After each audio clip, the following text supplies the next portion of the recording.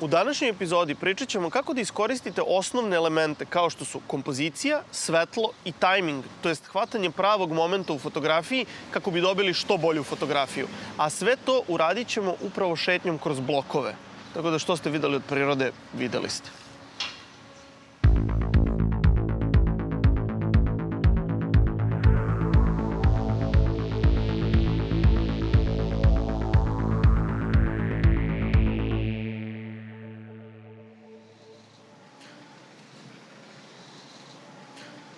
Moje ime je Nemanja Maraš i ja ću vam pokazati kako da napravite bolje fotografije sa putovanja vašim mobilnim telefonom.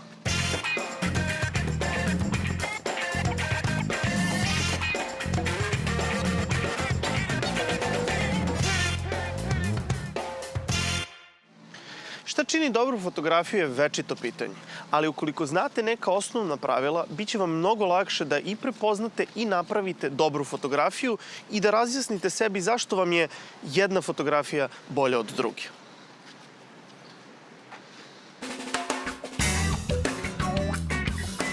Novi Beograd je definitivno najmlađa urbana celina u Srbiji. Najveća opština i retka koja se može pohvaliti time da je nastala bukvalno besplatnim i dobrovoljnim radom. Po broju stanovnika to je najgušće naseljena opština u Srbiji. Ima preko 200 solitera i 600 velikih stambenih objekata sa preko 90.000 stanova. U svakom bloku postoji neka specifičnost i nešto interesantno, ali hajde da prođemo najbitnije lokacije na Novom Beogradu.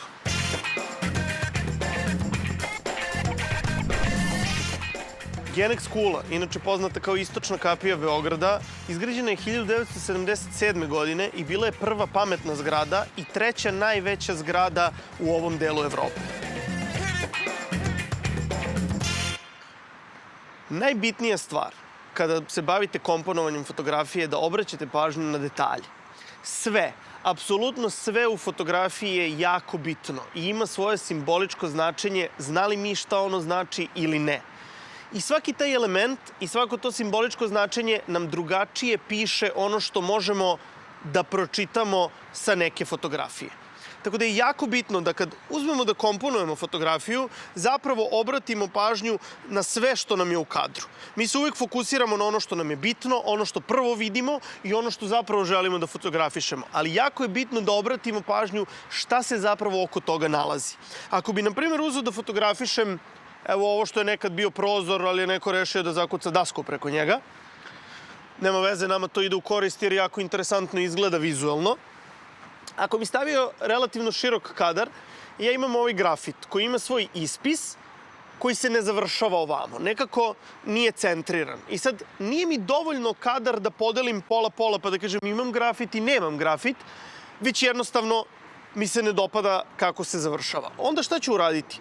Zoomirat ću tu fotografiju tako da mi jasnije bude, jer ako smo široko, nismo sigurni da li nam je u fokusu grafit, da li nam je u fokusu prozor ili nam je u fokusu nešto treće ovde.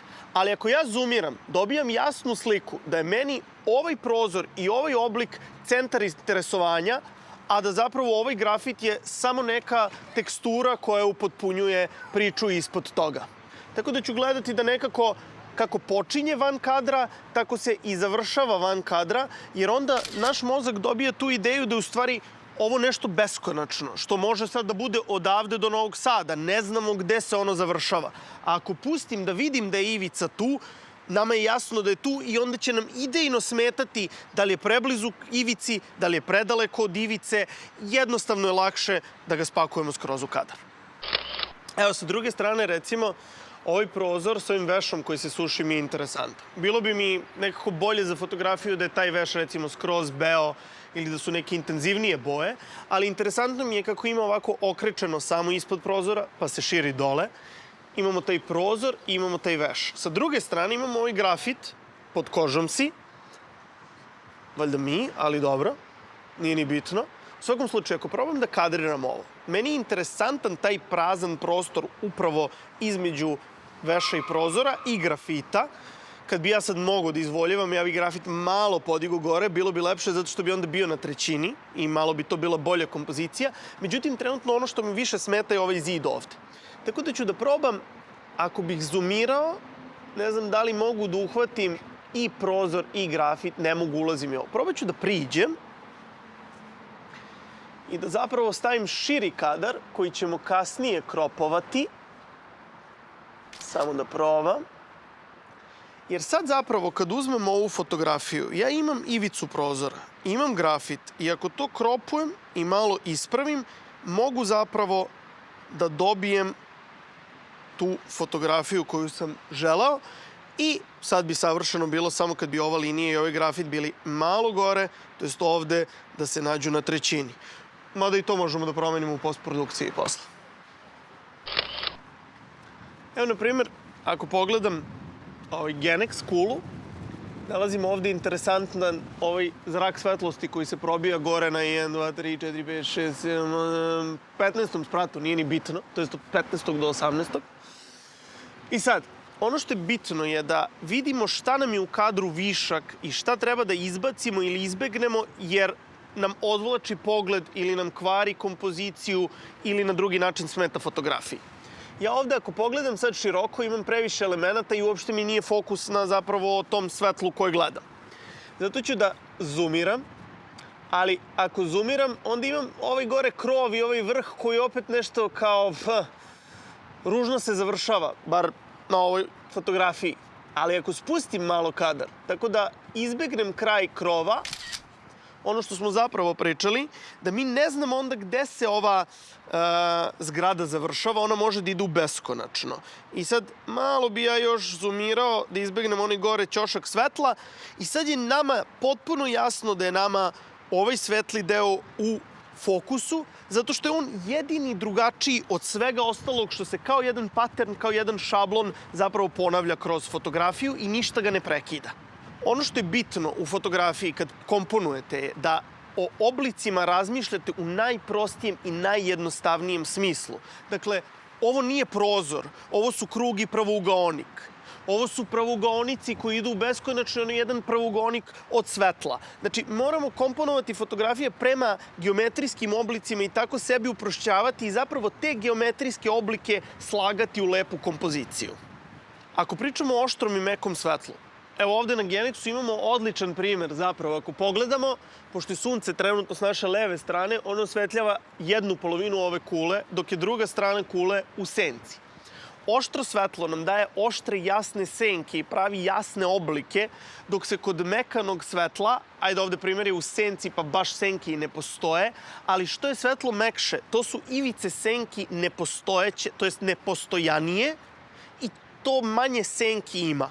Recimo, kod arhitekture, kao i kod onog mosta u prethodnoj epizodi o kojoj smo pričali, te senke i to oštro svetlo nam daju dobru igru geometrije.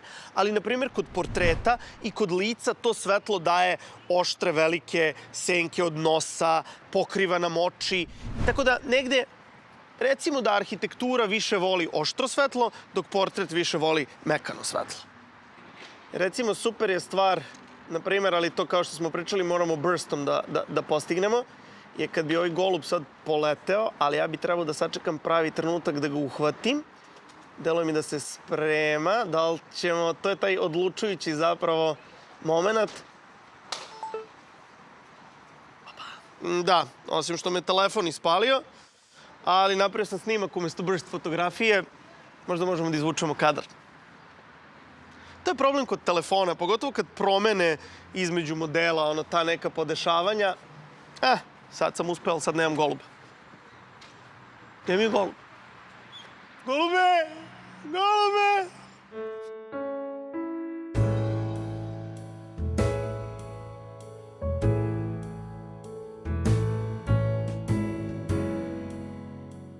Rotirajući restoran na vrhu, koji nikad nije zaživeo, u početku je bio predviđen samo za srpsku elitu. To jest, najčešće je tu ručavao Tito sa svojim ljudima. Ovo bi bila vrh Instagram lokacija da radi kao restoran. I to ne samo zato što je na vrhu. He.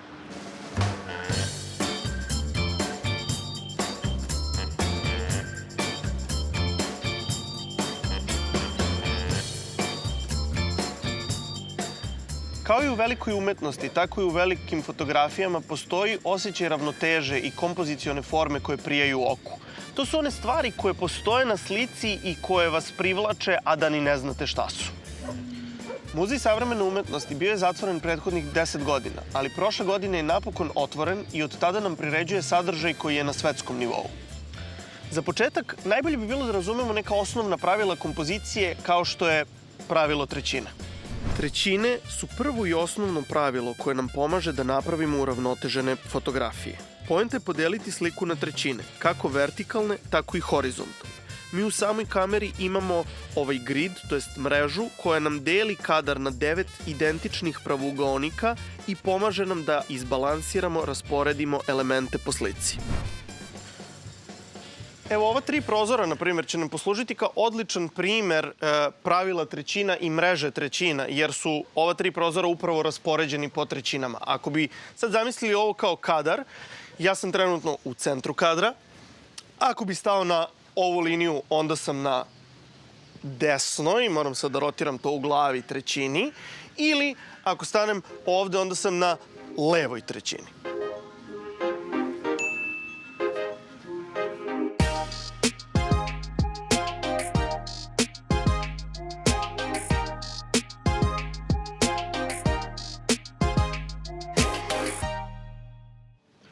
Inače, možda ste primetili da nekad okrećem telefon, ali najčešće slikam uspravno. Ja sam dugo bio i jesam fan fotografije kao što je nekad bila na filmu. Više mi se čak i dopadala i prijatnije mi je bila oku nego uspravne fotografije, ali nekako društvene mreže sad diktiraju norme i u stvari format kojem se prilagođavamo diktira norme, a kako na Instagramu sve funkcioniše ili u 9:16 za story ili u 5:4 za post, pošto, kako kažu pravila, ako stavite uspravnu sliku, ona će popuniti skoro ceo ekran na Instagramu i samim tim će vaša slika biti dojmljivija na Instagramu, onda sam se ja nekako navikao i počeo sve da formatiram zapravo uspravan ili ovaj portret format. Iako je kod arhitekture bolje da je kadar položen, možemo naći neke interesantne oblike kao što su recimo ova 3 pravouglo trougla. Ali, recimo, na što bi obratio pažnju. Ako stanemo ovde i pređem rampu, imam problem što, kao što možemo da vidimo na mom ekranu, ako gledam ova 2 elementa zgrade, oni se preklapaju. A onda imam rupu, pa imam ovaj 3. element. To može da bude interesantno, ali simetrija je definitivno mnogo prijatnija oku. Zato ću se samo malo pomeriti svoje levo, dok mi se u kadru zapravo sva 3 objekta ne preklope i ne dođu, koliko god je to moguće, u neku istu ravan, iste širine, da budu simetrični. Ako bi otišao preširoko, gubim tu suštinu, preusko, nisam dovoljno visoko, mada bi mogao možda da probam da odem malo pozadi, jer ona sad je tamo preuska. Pa možda ovako nešto. Ali probat ću da se odmaknem, da vidim šta se dešava odavde.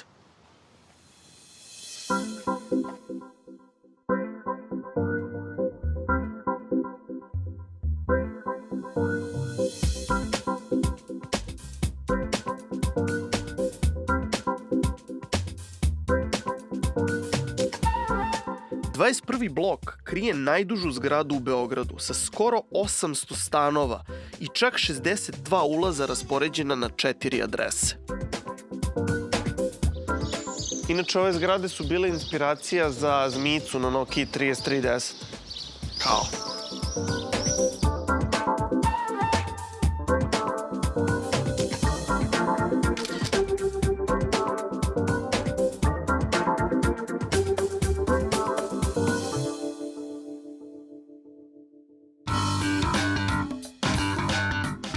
Blok 28, ili zgrade poznatije kao televizorke, dobili su svoj naziv po prozorima koji podsjećaju na stare kockaste televizore.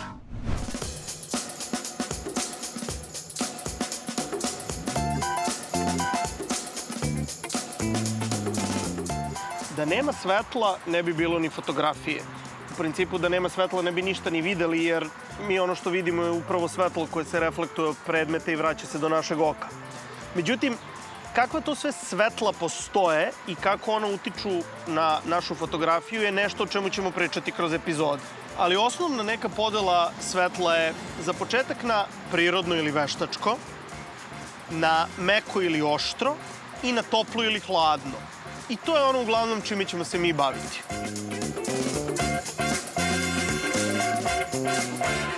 U zavisnosti od svetla imat ćemo različite rezultate.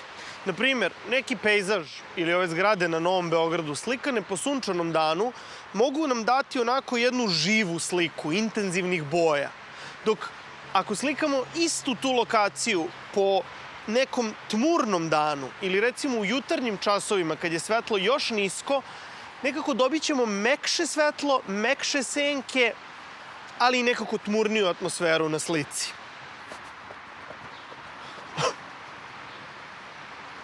Inače, najpoznatiji trenutak za najbolje svetlo je tik posle svitanja i tik pred sumrak.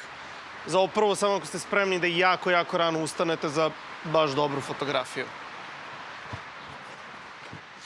Inače, poznatiji u narodu kao golden hour.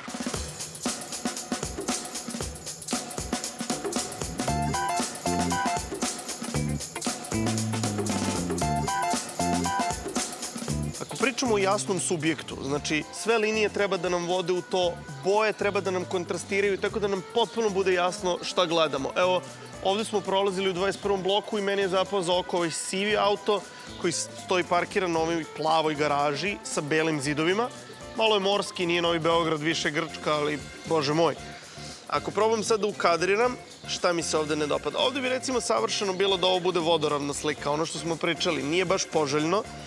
Ali ako bi stavio vodoravno ovu fotografiju, ja dobijam mogućnost da koliko toliko imam samo bele zidove, plavu garažu i ovaj sivi auto.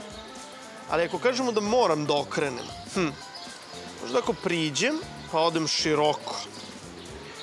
Nije da mi se dopada, ali recimo malo mi smeta ova reklama gore, međutim i ona je plavo-bela, tako da nije toliko loša. Nisam presrećan, ali recimo da bi ovo bio kadar za uspravnu fotografiju. Kad bi ovo mogli da obrišemo, što suštinski možemo, imamo sivu, plavu i belu i jasno nam je da nam je ovo centar pažnje.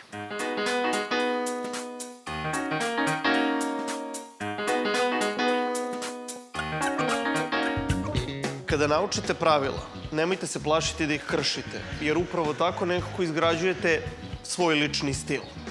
Ali morate prvo znati pravila da bi mogli da ih kršite. Ok, završili smo sa fotografisanjem i onda kao i obično što ja radim i kad sam na putu, u stvari pogotovo kad sam na putu, sednem i pogledam šta smo zapravo napravili i proberem najbolje fotografije. Ovde je bila jako dobra ova fotografija sa teniserom koju smo napravili sa terase. I ona je odličan primer kad pričamo i o jasnoći subjekta, a i o onom tajmingu, to jest momentu. Imamo dve opcije. Ja sam ovde čak na jednu imao sreće da imam njega u zamahu, da imam čak i lopticu, da imam sve ovo, ali za slučaj kad hvatate pokret, to je ono što ste mogli da vidite tad kad sam slikao. Ono što je dobro je da radim onaj burst, to jest da uključimo da kamera slika jako puno fotografije u jednoj sekundi, jer time smo sigurni da onda imamo taj neki moment, iako možda nismo uhvatili pravi moment. Evo, ja ovde imam, na primjer, 10 fotografija, ovde imam čak 15. I sad, kliknem select i pogledam koji mi najviše odgovara. Recimo da je ovaj interesantan, ali ovaj da skače je bolji. I izaberemo ovu fotografiju. Ja sad imam taj neki moment, mada iskreno, ovde gde sam zapravo imao sreće, imam dosta bolju fotografiju njega, bolja je poza, imam lopticu, imam reket.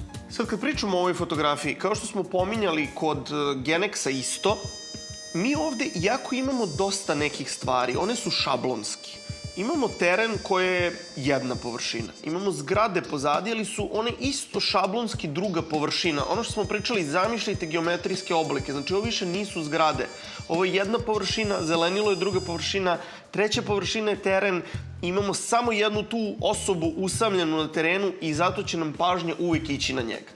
Da iza njega igraju još dvojica, da pored njega igraju dvojica, to više ne bi bilo to. Ali pošto je on sam u ovom kadru, onda nam sva pažnja zapravo, koliko god je on sitan, ide pravo na njega. Definitivno ću izabrati ovu fotografiju. Slikali smo široko ovu zgradu, ona osim iz perspektive drona nije nešto interesantna. Mnogo interesantniji sa iste te terase kadar Sava centra i Novog mosta. Mada i ta fotografija mi nije nešto, ne bi to uzeo. Ali imamo isto zanimljivu situaciju sa ovom barom.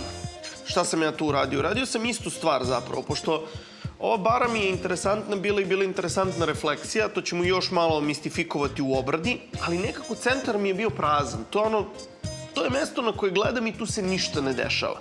I zato sam je napravio opet burst od 35 fotografija, da bi zapravo selekcijom mogu da uhvatim ove neke ptice koje su tu proletale i tačno sam uhvatio, ovo je najbolji raspon krila, ovde ona malo više na sredini, tu se sad treba opredeliti, ali recimo da uzmem ovu. I sad oko kad gleda, više ne gleda u praznu tačku u fotografiji, nego ima jasan glavni subjekat, a to je ova ptica.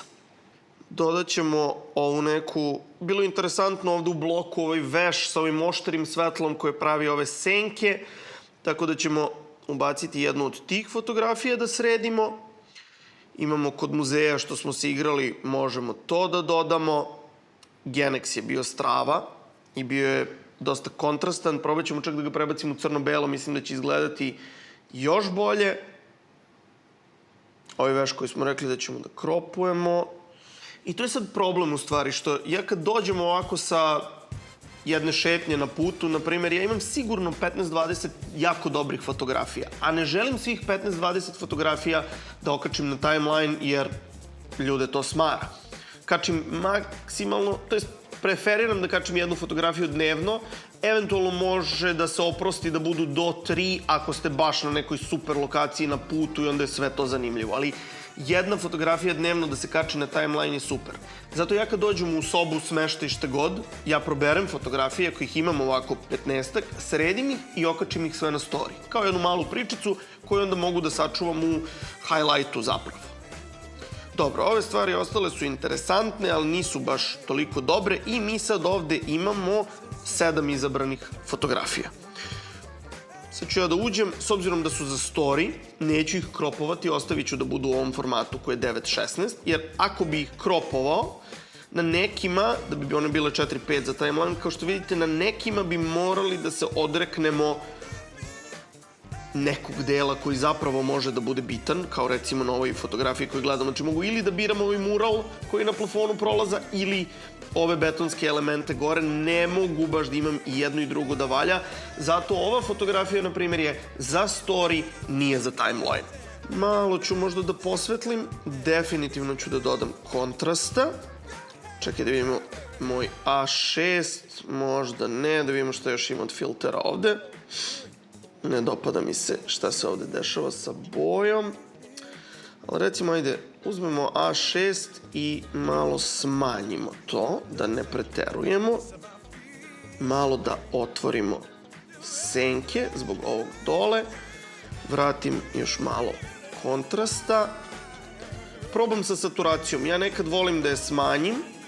Da, ne dopada mi se ovde, previše izlazi ove žute. Meni se više dopada, pogotovo za moju estetiku, da smanjim saturaciju. Dodam malo grejna ili ti šuma. I recimo za story to bi bilo to. Ovu fotografiju sačuvam. I sad faktički probam. Kopiram podešavanja i kopiram ih automatski na sve ostale fotografije. Sad, na primjer, kod teniskog terena otišlo mi u presvetlo. Malo ću da smanjim ekspoziciju, da bi taj teren imao veći kontrast i da bi više videli ovog tenisera. Možda je i bolje kod ovog zbog te narandžaste da ona bude intenzivnija, da pojačam saturaciju i recimo negde da je to okej. ovde bi isto, recimo, ovde bi malo kropovo svakako. Ovo bi mogla da ide i za timeline ako bih hteo, jer zapravo mi samo treba ovaj deo sa barom, ali ostavit ćemo sad da sve budu 9:16 kako bi ih zapravo sve primenili na isti story kao jednu pričicu. Malo ćemo ovde smanjiti svetlo da bi imali više kontrasta i to je recimo to. I evo sad na kraju imamo tih nekih 6-7 finalnih fotografija koje su nam ispale strava. Imamo znači ovaj mural Lazara Vojaklije ispod Genexa u kombinaciji sa ovom brutalističkom fasadom i oštrim senkama. Imamo ovog tenisera koji se super uklopio u ovaj široki kadar. Imamo ovu malu igru u bari gde smo uhvatili zgrade i tu pticu koja nam opet vuče pogled. Imamo jasan subjekat, ne luta nam oko. Imamo ovu igrariju sa krpama i ovim vešom i senkama koje se ocrtavaju na zgradi. Onda zgrada Muzeja savremene umetnosti koja je potpuno čista i minimalistička. I onda ovu brutalističku odozdo, da kažem, fasadu Genexa koju smo namerno prebacili u crno-belo da mu damo još više taj beton i tu jačinu i taj kontrast zapravo. I sad ću ja jednu od ovih fotografija zapravo okačiti na Instagram. To ćemo okačiti ovde na naš Instagram Balkan Trip TV-a. Hteo sam da okačim ovu sa muralom, ali kao što smo rekli, ona baš nestaje u kadar. Mora da zadrži onu formu, tako da mislim da ćemo morati da se zadovoljimo ovom fotografijom Genexa crno-belom koja po meni baš dobro izgleda. Imamo oštro svetlo, imamo mekano svetlo ovamo u senci, imamo te kontraste i to bi bilo to, dragi gledalci. Hvala što pratite Insta Tip i vidimo se u sledećoj epizodi. Ćao!